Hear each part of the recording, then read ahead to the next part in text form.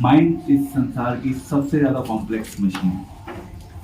And the beauty of this machine is कि इसको कोई ह्यूमन क्रिएट नहीं कर सकता। इस माइंड को डिवाइन पावर क्रिएट करती है, जिसको हम बेसिकली गॉड बोलते हैं, क्योंकि किसी लेबोरेटरी में साइंटिफिक रिसर्च के थ्रू माइंड को हम क्रिएट नहीं कर सकते। आपको पता है माइंड की कैपेसिटी, थिंकिंग कैपेसिटी एक दिन की कितनी है? कितने थॉट्स जनरेट करता है माइंड एक दिन में? So basically there are two different schools of thought on this. हमारे माइंड की कैपेसिटी, एक स्कूल ऑफ थॉट कहता है कि अराउंड 6000 to 7000 थॉट्स जनरेट करता है। दूसरा स्कूल ऑफ थॉट कहता है around 70,000। I don't know why the difference is, but let's assume कि हमारा माइंड एक दिन में 6 से 7,000 के बीच में थॉट्स को जनरेट करता है। And it's quite significant. And practically हम सब लोग अपनी लाइफ में इसका एक्सपीरियंस भी करते हैं। अभी हम यहाँ बैठे हैं और हम यहाँ नहीं भी बैठे होंगे। और साइंस के अकॉर्डिंग माइंड एंड ब्रेन जो है वो एक ही है। ब्रेन में more than 70% water. Can you imagine? ये वो वाला ब्रेन है जो इस संसार में वंडर्स क्रिएट कर सकता है, मैजिक क्रिएट कर सकता है। उस ब्रेन में 70% से ज्यादा तो पानी है केवल। सो माइंड के फैक्ट्स जो है, अगर आप थोड़ा सा भी इसके ऊपर रिसर्च करेंगे तो बहुत मतलब आप खुद ही हैरान हो जाएंगे कि माइंड से जुड़ी हुई ऐसी रिसर्चेस हैं जो हमारे माइंड को हम खुद ही कंसीव नहीं कर पाएंगे उन फैक्ट्स को। Okay, so why we are talking about this topic, art of mind control. Mind को कंट्रोल करने की नीड क्या है आज के समय में? हम कहते हैं माइंड को कंट्रोल करना चाहिए या हमें अपने माइंड को कंट्रोल करना सीखना है। आज का हमारा टॉपिक है कि अपने माइंड को कंट्रोल करो, उसकी कला क्या है ना? आपके मन में क्वेश्चन आना चाहिए कि भाई माइंड को कंट्रोल क्यों करना है? देखिए, हमारी लाइफ में ना अगर हम अपनी एक्टिविटीज को डिफाइन करें अपनी लाइफ में, तो हमारी एक्टिविटीज होती हैं important things, unimportant things, and third category is कि टू बी अवॉइडेड थिंग्स, जिनको हमें एब्सोल्युटली नो करना चाहिए अपनी लाइफ से, नहीं करनी चाहिए। परंतु माइंड की क्या प्रॉब्लम है? माइंड इस सोसाइटी के कांटेक्ट में तो रहता ही है ऑल द टाइम। तो माइंड में हम देखते हैं, माइंड के थ्रू हम विजुअलाइज करते हैं इस सोसाइटी को, क्योंकि mind is one of the senses. उसके थ्रू हम सोसाइटी को विजुअलाइज करते हैं, और जब हम सोसाइटी को विजुअलाइज करते हैं तो क्या होता है उसका रिजल्ट? हम अच्छी चीजों को भी देखते हैं, गलत चीजों को भी देखते हैं, और उन चीजों को भी देखते हैं जो चीजें इंपॉर्टेंट नहीं है। तीनों चीजों को देखते हैं। और माइंड बहुत जल्दी इन्फ्लुएंस होता है गलत चीजों से। सही चीजों से कम इन्फ्लुएंस होता है, गलत चीजों से ज्यादा इन्फ्लुएंस होता है। या जो चीजें हमारी लाइफ में इंपॉर्टेंट नहीं है, उन चीजों से हमारा माइंड जल्दी इन्फ्लुएंस होता है। For example, again I always take this specific example क्योंकि ये रेलेवेंट है हम सबके लिए। Use of mobile. मोबाइल का यूज, अगर मैं आपकी स्पेसिफिक एज ग्रुप के कॉन्टेक्स्ट में बात करूं, तो प्रैक्टिकली मोबाइल की कोई एज आप लोगों की नीड नहीं है। तो मोबाइल का यूज किस कैटेगरी में जाएगा? Non important thing, to be avoided में जाएगा। जरूरत ही नहीं है उसकी, उसको अवॉइड करना चाहिए, क्योंकि वो मोबाइल जो है वो हमारी लाइफ का सिग्निफिकेंट अमाउंट ऑफ टाइम जो है उसको किल करता है। And time is everything. But yes, हो सकता है आफ्टर सम टाइम, जब आप थोड़े रिस्पॉन्सिबल बन जाओ, जब आपको एक एब्सोल्यूट नेसेसिटी हो फोन की, आज की सोसाइटी में आप रह रहे हो, मे बी आप जॉब में हो कल को, या आप बिजनेस कर रहे हो, तो आपको फोन की जरूरत होगी उस समय। But as of now as such phone की कोई नीड नहीं है। बट फिर भी हमारा अटेंशन जाता है फोन के ऊपर। दैट मीन्स हमारा माइंड जो है वो डिस्टर्ब होता है, हमारा माइंड रॉन्ग डायरेक्शन में जाता है, उस चीज की तरफ भागता है जिस चीज का हमारी लाइफ में कोई रोल एज सच नहीं है। तो ये एक एग्जाम्पल हो गया। अब इंपॉर्टेंट चीज क्या है? इंपॉर्टेंट चीज क्या है कि एट दिस एज, जिस एज में आप सब अभी हैं, इस एज ग्रुप में आपको you should focus on your career. आपको अगर लेट्स से कोई स्पोर्ट्स एक्टिविटी में इन्वॉल्व हो या कोई आप अपने ब्रेन को कोई इंगेजिंग एक्टिविटी में इन्वॉल्व करके रखना चाहते हो तो आपको उन चीज़ों के ऊपर फोकस करना चाहिए। But then you will see कि सोसाइटी में तो कुछ और ही चल रहा है, बहुत से लोग हैं, बहुत सी चीज़ें कर रहे हैं, हो सकता है उनकी एज ज़्यादा हो बट आप इन्फ्लुएंस हो जाते हो, आप अट्रैक्ट हो जाते हो उस चीज़ से, क्योंकि हमारा ना अट्रैक्शन बहुत जल्दी होता है गलत चीज़ों से। तो अगर हमारा माइंड के ऊपर कंट्रोल होगा तो उसका रिजल्ट ये होगा कि हम इंपॉर्टेंट चीज़ों के ऊपर फोकस कर पाएंगे, अनइम्पॉर्टेंट चीज जो अभी हमारी लाइफ में रेलेवेंट नहीं है उसको हम डिले कर पाएंगे, और जो चीज टू बी अवॉइडेड है उस चीज को हम बिल्कुल अपनी लाइफ से दूर ही रखेंगे। ये 3 कैटेगरी है ना। सो माइंड को कंट्रोल कैसे किया जाए? Do you have any technique? कैसे किया जाए माइंड को कंट्रोल? मेडिटेशन, माइंड को बिजी रख के। माइंड को बिजी रख के, बट हम माइंड को गलत चीजों में बिजी रख सकते हैं। You know monkey? Have you seen? Monkey mind. Monkey mind कैसा माइंड होता है? Monkey is simply busy jumping from one branch to another branch. देखा है? इधर उधर इधर उधर इधर उधर, वो भी बिजी रखता है अपना, बट वो उस चीज में बिजी रखता है जो बेसिकली शायद उसके लिए रेलेवेंट ना हो। तो हमें अपने माइंड को कंट्रोल करना है। माइंड को कंट्रोल करने के लिए हम बात करते हैं योगा की, मेडिटेशन की। ये हमारी ट्रेडिशनल टेक्निक्स हैं। इन टेक्निक्स को अगर आप प्रॉपरली अपनी लाइफ में अप्लाई करते हैं तो उससे आपका माइंड जो है ना बहुत कंट्रोल में रहेगा। ये मेरा पर्सनल एक्सपीरियंस है, और योगा एंड मेडिटेशन करने में कोई प्रॉब्लम नहीं है। This is one way of managing और कंट्रोलिंग योर माइंड। इस प्रैक्टिस में जनरली गॉड का रोल नहीं होता, ये एक टेक्निक है। अगर आप इसको लाइक डेली प्रॉपरली 20 मिनट के लिए भी अगर आप योगा करते हैं तो you will see the difference. Within a week आप अपने आप डिफरेंस ऑब्जर्व कर लोगे अगर आप ठीक से करते हो, अगर आपको पता है क्या करना है, कैसे करना है। So this is one approach. दूसरा है हमारा जो डिवोशनल अप्रोच, हम उसको बोल सकते हैं। डिवोशनल अप्रोच में क्या होगा, हम अपने माइंड को कंट्रोल करने के लिए प्रैक्टिस करते हैं, और प्रैक्टिस जो होती है ना वो हम कहें कि हम अपने खुद के एफर्ट से माइंड को कंट्रोल कर लेंगे, वो पॉसिबल नहीं होता। उसके लिए क्या होता है, हम एक हायर पावर का सहारा लेते हैं। Higher power means God is the highest power. So we take support of God. जब हम भगवान का सपोर्ट लेते हैं तो क्या होता है, उससे हम भगवान के ऊपर छोड़ देते हैं चीज़ों, और फिर धीरे धीरे धीरे भगवान हमारी लाइफ में हमारे माइंड को भी चैनलाइज करते हैं। उसके लिए हम क्या करते हैं, मंत्रा मेडिटेशन करते हैं। Mantra meditation is another powerful technique and the most authentic technique. आपके 2 पर्पस उस मेडिटेशन के प्रोसेस के थ्रू फुलफिल हो रहे हैं। वन इज कि धीरे धीरे आप भगवान के क्लोज आ रहे हैं, एंड सेकेंड इज आपकी लाइफ में आपका माइंड अपने आप कंट्रोल होता जा रहा है। और जितना आपका माइंड कंट्रोल होगा उतना आप एक peaceful, balance, regulated and focus life जी पाओगे। उससे क्या होगा, आपकी लाइफ में जो आपको इंपॉर्टेंट चीजें करनी है आप उन इंपॉर्टेंट चीजों पर ही अपना टाइम इन्वेस्ट करोगे। जो अनइम्पॉर्टेंट है, जिसको हमें टू बी अवॉइडेड करना है, will park that aside. So practice makes man perfect। और वो जो प्रैक्टिस होती है ना, वो एक दिन की प्रैक्टिस नहीं होती, आपको कॉन्टिन्यूसली उस प्रैक्टिस को करना होगा। It can take some months, it can take some years, no problem, but you have to hold on to it.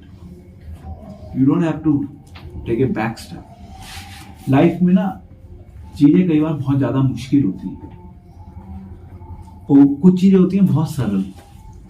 तो जब हम माइंड कंट्रोल की बात करते हैं, माइंड कंट्रोल इजी है या डिफिकल्ट है? डिफिकल्ट है। It is one of the most difficult thing of this world. मतलब आपने एक तरीके से संसार के ऊपर विजय पा ली अगर आपने अपने माइंड को कंट्रोल कर लिया। तो कैसे करेंगे? आप कहते हैं ठीक है, मेरे को एक अच्छा फोकस होना चाहिए, जो भी मैं एक्शन करना चाहता हूँ अपनी लाइफ में, एक प्रॉपर फोकस के लिए माइंड का कंट्रोल होना जरूरी है। फोकस कैसे बनेगा? फोकस बनाने के लिए हमें एक अच्छा एनवायरनमेंट चाहिए होता है, कंड्यूसिव एनवायरनमेंट। जैसे अभी आप यहाँ पे बैठे हुए हैं इस क्लास में, ठीक है। जब आप इस क्लास में बैठे हैं तो इस क्लास में आपके लिए कंड्यूसिव एनवायरनमेंट क्रिएटेड है बाय डिफॉल्ट। क्योंकि वो कंड्यूसिव एनवायरनमेंट क्रिएटेड है, इसलिए आपका अटेंशन स्पैन जो मैं बोल रहा हूँ उस पर फोकस है। अगर यहीं पे अभी थोड़ी देर पहले अगर यहीं पे आसपास कोई बहुत तेज आवाज में म्यूजिक बज रहा हो, डिचिक डिचिक, सुना है ना ये म्यूजिक? अगर बहुत तेज आवाज में अगर आसपास म्यूजिक चल रहा होता तो आप कंसंट्रेट नहीं कर पाते। तो वो जो एनवायरनमेंट था वो आपका एनवायरनमेंट क्या हो गया? अनकंडीसिव हो गया। तो जिस भी एक्शन को परफॉर्म करने के लिए आप अपने माइंड को कंट्रोल करना चाहते हैं, आप उस एनवायरनमेंट को चेक करिए कि क्या वो एनवायरनमेंट मेरे लिए उस एक्शन को परफॉर्म करने के लिए कंड्यूसिव है या नहीं। जितना कंड्यूसिव होगा उतना माइंड आपका कंट्रोल में है। ये एक आर्ट हो गया।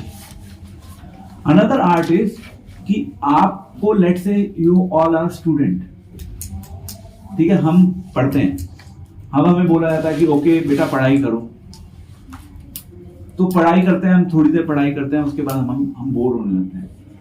तो जब आपको लेट से कोई कहे कि आपको 4 घंटे कॉन्टिन्यूस पढ़ना है, क्या करेंगे आप? किताब बंद हो जाएंगे, ऐसी होगा। तो ऐसी सिचुएशन को डील करने के लिए क्या किया जाए? ऐसी सिचुएशन को डील करने के लिए हमेशा ध्यान रखिए, ब्रेक्स लीजिए। 45 मिनट पढ़ा, 10 मिनट्स ब्रेक। 10 मिनट्स ब्रेक कैसे होगा? किताब को अलग रख दिया 45 मिनट्स के बाद और मे बी 1 आवर के बाद, and go out from that place. Don't sit in that environment, change your environment for next 10 minutes. फिर वापस आप आ जाओ, देन आप एक तरीके से रीस्टार्ट कर रहे हो उस एक्टिविटी को, देन आपका माइंड फोकस रहेगा उस एक्शन के ऊपर। Another thing which you can follow to control your mind on the actions that you perform in your life, जो चीज डिस्ट्रैक्टिंग है, जो भी चीज आपको डिस्ट्रैक्ट कर रही है, maybe it can be your mobile और maybe any other instrument, television, anything that distracts you, उसको आप क्या करो? उसको दूर पटक दो कहीं, अपने से दूर रखो उस चीज को। आपने पटक दिया, मोबाइल में कुछ होगा या नहीं होगा, 2 मिनट में क्या करेंगे? क्या हुआ? कुछ आया? नोवोफोबिया कहते हैं। नोवोफोबिया कहते हैं। नोवोफोबिया, हाँ, ओके। सो इसको बोलते हैं नोवोफोबिया। हर 5 मिनट में मोबाइल को निकालने जैसे चेक करते हैं, कोई आए क्या? दुनिया फिर माइंड में टेंशन शुरू हो, किसी ने कॉल भी नहीं किया अभी तक, किसी का मैसेज नहीं आया अभी तक, सबकॉन्शियस में फिट है। तो ये ना हमारे माइंड में धीरे धीरे ऐसे इनग्रेन करती जा रही हैं चीजें, हमें पता भी नहीं कि इसका रिपरकशन कितना डेंजरस है हमारे लिए। नेक्स्ट एक्टिविटी, जब भी हम बात करते हैं माइंड कंट्रोल की, माइंड कंट्रोल के लिए जो एक क्रिटिकल फैक्टर है, जो बहुत इंपॉर्टेंट फैक्टर है, वो है आपका focus. Focus is important, right? तो आप अपनी लाइफ में जो भी एक्टिविटी करते हो, आपको ओरिएंटेशन, यानी कि आपको माइंड में हमेशा ये कंसीव करके चलना होगा कि मैं उस एक्टिविटी को परफॉर्म क्यों कर रहा हूं, अल्टीमेट आउटकम क्या है उस एक्टिविटी का। इट्स नॉट दैट कि मैं उस एक्टिविटी से अटैच हूं, understand the difference, but yes मुझे पता है कि अल्टीमेटली मेरा इस एक्टिविटी को परफॉर्म करने का एम ये है, एक्शन ये है, एम ये है। एंड इंटरेस्टिंग पार्ट इज कि मुझे उस एम से अटैच नहीं होना। ये थियोरेटिकली अच्छा लगेगा, बट प्रैक्टिकली लाइफ में इस चीज को इम्बाइब करना मुश्किल। तो उसके लिए क्या किया जाए? उसको लाइफ में इम्बाइब करने के लिए हमें सिंपल रूल इज कि हमें ये जो मंत्रा मेडिटेशन है ना, उसका सपोर्ट लेना होगा। क्योंकि मंत्रा मेडिटेशन क्या है, धीरे धीरे धीरे धीरे वो हमारी जो डिपेंडेंसी है वो गॉड के ऊपर बढ़ाएगा। देन वी नो कि हमारी लाइफ में जो भी हो रहा है God is taking care of it. So एक एग्जाम्पल है, जैसे आप हाईवे पे जा रहे हैं, जब आप हाईवे पे जाते हैं तो हाईवे पे जाते हुए आप अपने पेरेंट्स के साथ लेट्स से गाड़ी में बैठे हैं, आप गाड़ी में बैठे हुए हैं, आपके फादर गाड़ी चला रहे हैं। जब वो गाड़ी चलाएंगे तो आपको ज्यादा सोचने की जरूरत नहीं है कि वो गाड़ी कैसे चला रहे हैं, गाड़ी तेज क्यों चला रहे हैं, धीरे क्यों चला रहे हैं, वो उनका काम है ना, कहाँ लेके जाना है, लेट हिम डिसाइड। तो इसी प्रकार से let God decide, let God take care of the needs that you have, you don't need to bother about it. आपको उस चीज को सोचने की ज्यादा आवश्यकता नहीं है लाइफ में। So focus should be on action and the orientation, the ultimate aim should be clear in mind. और कोई कुछ बताएगा? सम टिप्स जो आपने सुना हुआ है। By following brahmacharya. Yes, celibacy is also another good point. देखिए क्या है कि हमारी जो लाइफ है ना, हमारी लाइफ में हमारी बॉडी में बहुत से केमिकल्स हैं, बहुत से केमिकल्स हम kind of time to time we release those chemicals, और हमारे ब्रेन की नरिशमेंट के लिए हमें कुछ अच्छे सब्सटेंशियल केमिकल्स चाहिए, उससे हमारा ब्रेन जो होता है वो अपलिफ्ट होता है, और फिर हमारी जो कंसंट्रेशन होती है, मेमोरी होती है, वो बहुत ज़्यादा शार्प होती है। क्योंकि जो मेमोरी होती है ना, ये मेमोरी जो है ना, मेमोरी हमारी जो यहीं पे फिटेड है, ये मेमोरी बहुत हमारी लाइफ में वंडर्स भी क्रिएट कर सकती है, और यही मेमोरी हमारी लाइफ में डिवास्टेशन भी क्रिएट कर सकती है, दोनों हो सकते हैं। मेमोरी को शार्प करने के लिए बहुत सी टेक्निक्स को फॉलो किया जाता है, लोग कहते हैं ये करो वो करो, उससे माइंड मेमोरी। बट अगर आप स्पिरिचुअल प्रैक्टिसेस को एक प्रॉपर अंडरस्टैंडिंग के साथ लाइफ में फॉलो करोगे from this age group itself, फिर अपने आप सब चीजें ना, everything will start following in place, सब चीजें ट्रैक पे आ जाएंगी। बस आपको टाइमली इस चीज को इम्प्लीमेंट करना है, and this is the best time to start. जिस एज ग्रुप में आप लोग हैं, आई कैन प्रॉमिस यू, इससे बढ़िया कोई एज नहीं है। जब आप 10 साल हो जाएंगे ना, आपकी जो आज की एज है, आज से 10 साल बाद आप कहोगे यार those were the golden days of my life, काश मेरी जिंदगी में ये दिन वापस आ जाए। तो इस टाइम आपने जो इन्वेस्ट कर दिया, उसका जो रिटर्न होगा बहुत ज्यादा सिग्निफिकेंटली हायर होगा, और वो अगर हमने सही डायरेक्शन में इन्वेस्ट किया तो उसका रिटर्न पॉजिटिव डायरेक्शन में ही आएगा। अगर हमने गलत डायरेक्शन में इन्वेस्ट कर दिया तो उसका रिजल्ट नेगेटिव डायरेक्शन में आएगा। रिजल्ट तो आएगा, but now you need to decide कि आप पॉजिटिव रिजल्ट क्रिएट करना चाहते हैं या नेगेटिव रिजल्ट क्रिएट करना चाहते हैं, और उसको क्रिएट करने के लिए बहुत कुछ आपके माइंड के ऊपर डिपेंड करता है। अनदर फैक्टर इज कि आपको एसोसिएट किस तरह के लोगों से करना है। देखिए माइंड का क्या है कि माइंड तो वॉन्डर करता है, मैंने अभी मंकी माइंड का एग्जांपल दिया, इधर से उधर जंप करता रहेगा। ऐसे ही आपकी सोसाइटी में आप अलग अलग लोगों के कांटेक्ट में आएंगे। कुछ लोग होंगे उनको बस जो अनइम्पॉर्टेंट या अवॉइडेबल चीजें हैं उनका फोकस केवल उन चीजों के ऊपर ही है, और कुछ होंगे जिनका फोकस है केवल इंपॉर्टेंट चीजों पर। तो a man is known by the company he keeps. तो आपकी जैसी कंपनी होगी, यानी कि जैसी आपकी संगत होगी, वैसे ही आपका रंग होगा। तो आपके फ्रेंड्स आपको हेल्प करेंगे, तो आपको you need to be selective, you need to find the right set of people जो आपके माइंड को ठीक डायरेक्शन में चैनलाइज करके रखें। एंगेजमेंट की बात हो रही थी ना, बिजी रखो। अगर पॉजिटिव डायरेक्शन में बिजी रखेंगे तो उसके लिए पॉजिटिव कंपनी ऑफ पीपल होना चाहिए। अगर positive company of people will not be around us, then will be wasting our time in the nonsense things, गलत चीजों में हमारा टाइम वेस्ट होगा।